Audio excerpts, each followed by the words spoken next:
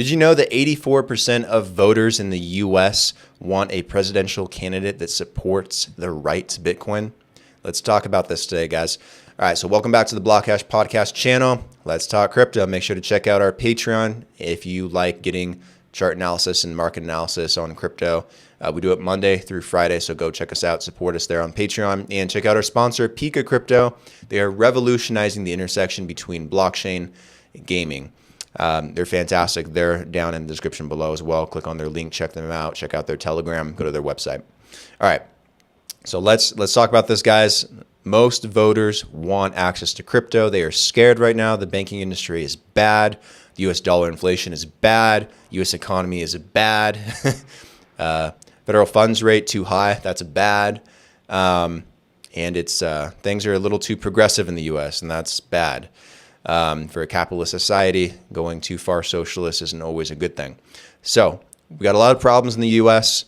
A lot of people are seeing Bitcoin as a solution out of this, and they do not want presidents banning their right to get into crypto and Bitcoin or getting priced out through taxes. So thank God that the Dame crypto tax on miners has been removed. So we're not going to see something like that anytime soon. So what we're going to talk about today are the presidential candidates that are coming up for 2024 and which ones are probably our best case for restoring crypto innovation here in America and, not letting them leave. All the exchanges, startups, companies, investors, influencers, VCs, they're all leaving the U.S. because of the regulatory uncertainty. So what president would be good for Bitcoin in the U.S.? That's a good question. So in this article, real quick, the cryptocurrency debate is intensifying, as it states, as the 2024 United States presidential election approaches, with some candidates elaborating on their plans to address the sector going forward. As digital assets are expected to feature prominently on the campaign agenda, and I sure hope that they are main talking points in the debates. Voters are likely to have questions about their preferred presidential candidate's stance on Bitcoin before casting their votes. Recognizing this, Michael Saylor, the executive chairman of MicroStrategy, commissioned a Twitter poll. Full disclosure here, Michael Saylor's audience is very pro-crypto anyways. So maybe this poll is a little skewed, but still, 84% responded yes to the question when asked if you want a presidential candidate that supports your right to Bitcoin before earning your vote. That's a large chunk of people out of 30,000 votes in a sample pool. So again, it's a little skewed towards crypto because Michael Saylor's audience is a crypto audience, but at the same time, that is a lot of people. And I think the majority of people in the U.S. anyways would want that. Because I think a majority own crypto at this point. Millions and millions of people. So it's a big deal. And you want the right to freedom and liberty. You want to, hedge against the dollar and the economy if you have to. So let's continue on with this, and then I'll give you my stance. It breaks down some of the other candidates. So talk on crypto regulation has gathered steam after some presidential candidates from both parties highlighted their intent to develop the sector. If elected into office, for instance, Ron DeSantis, the incumbent governor of Florida and a Republican presidential candidate, recently engaged in a Twitter space alongside Tesla CEO Elon Musk, where crypto was part of the agenda. DeSantis criticized the approach taken by Joe Biden towards Bitcoin, expressing concern that the ongoing regulatory crackdown could potentially stifle its growth, stating they'll probably end up killing it. Notably, the U.S. is presently formulating various regulatory proposals for crypto, although no definitive legislation has been enacted thus far, and DeSantis stressed that he intends to prevent the passage of anti-Bitcoin laws through Congress, highlighting his commitment to preserving Bitcoin's viability. Now, personally, before we move on to Kennedy, I think that DeSantis is, I think he means what he says, and I like DeSantis, but remember, this is a guy that's now getting money from George Soros. This is a guy that's co-opted. This is a guy that's a part of a major corrupt party, the Republican Party, just like the Democratic Party, incredibly corrupt. These two parties, deeply corrupt in terms of where they get their money and influence from. So DeSantis, even though the Republicans generally are in favor of supporting crypto and Bitcoin and blockchain and this kind of innovation, DeSantis is probably doing this because he knows it is a big, important topic for a lot of voters and he wants their vote. That's why he's doing it. I don't know if DeSantis really believes in Bitcoin, if he gives a shit about Bitcoin, what his real feelings are about it. but he's supporting it because he wants your vote. So keep that in mind. I do like DeSantis though.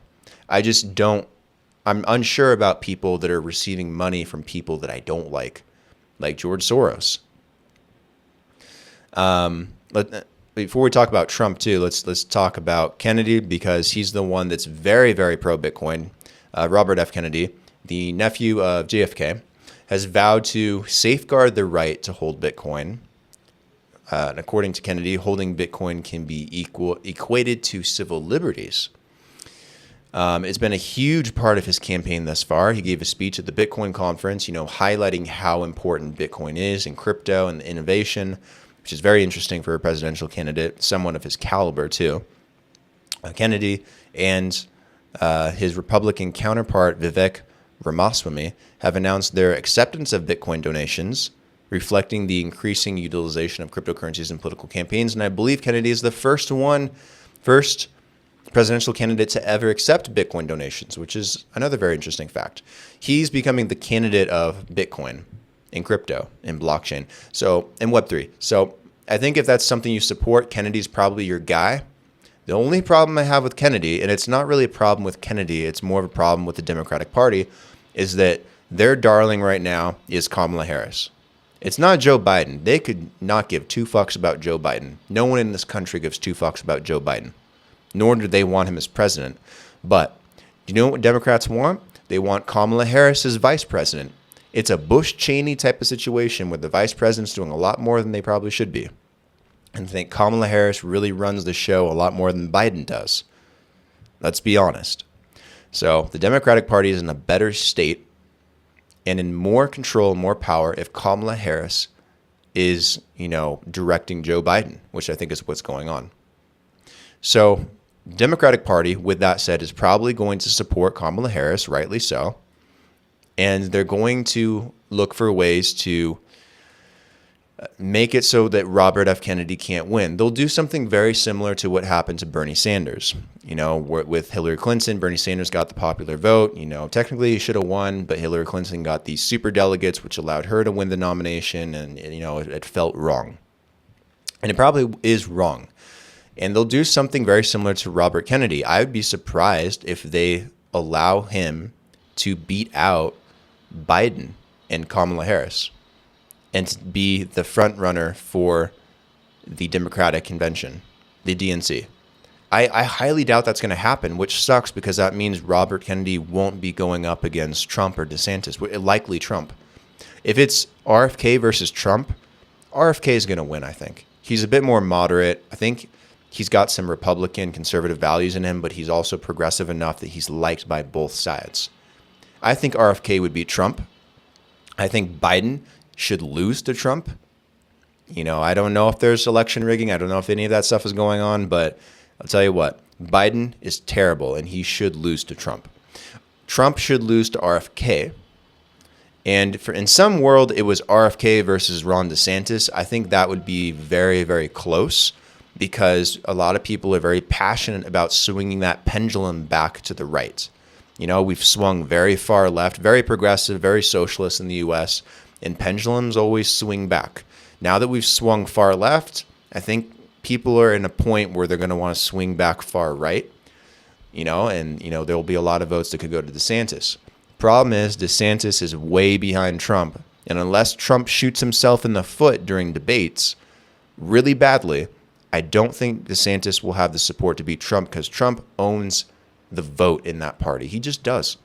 He's got a cult following.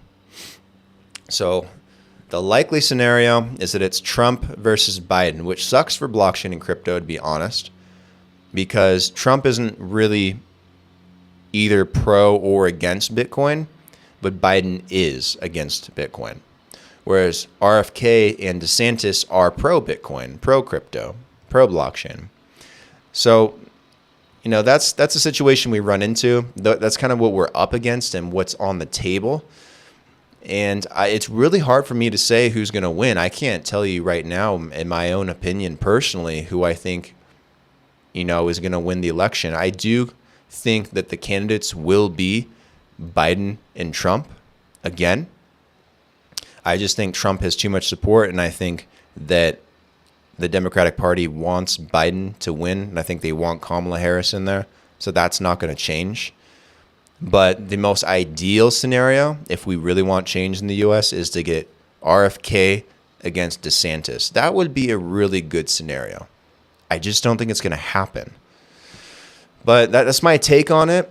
That's what I think is going on. I would love to hear what you guys think about this. I don't like to get political. And please, if you leave your opinions in the comment section, do not make this political. This isn't about being right or about being left. This is just about what's good for crypto, what's good for Bitcoin.